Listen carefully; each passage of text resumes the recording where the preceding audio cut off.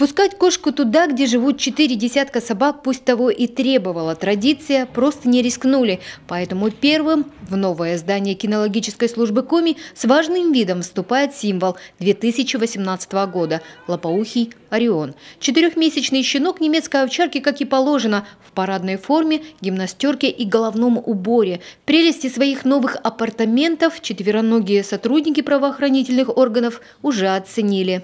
Заново отстроено здание, это кормокухня и щенятник, то есть щенятник, где у нас, соответственно, происходит рождение щенков, их воспитание на ранних стадиях развития и прочее. И кормокухня – это там, где приготавливается пища и хранятся продукты питания.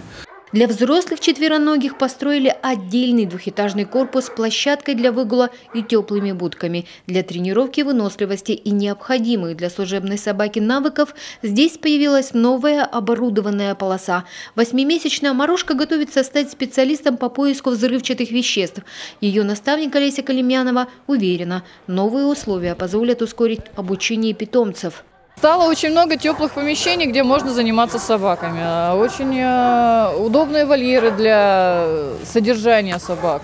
Очень большая территория, где можно именно заниматься развитием как молодых, подрастающих. Вот в данном случае у нас 2-3 месяца щенкам. То есть у них есть сейчас территория, где можно им заниматься, развиваться, социализировать к людям. Со взрослыми собаками на данной территории есть очень много всяких различных обустройств, которые помогают именно развивать собаку физически. Центр кинологической службы даже готов принимать у себя приезжающих сотрудников на сборы.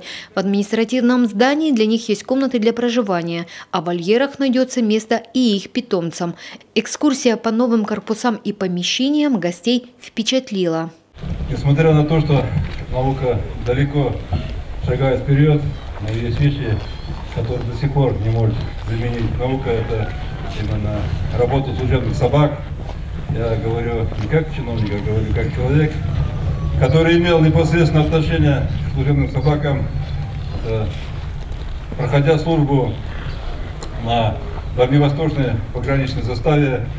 И я знаю, чего стоят эти собаки, когда были участки, где именно зависела охрана границы именно от работы, от качества работы этих служебных собак. Безусловно, новоселы комфортным условиям рады, но вместе с этим понимают, теперь им придется понимать профессиональную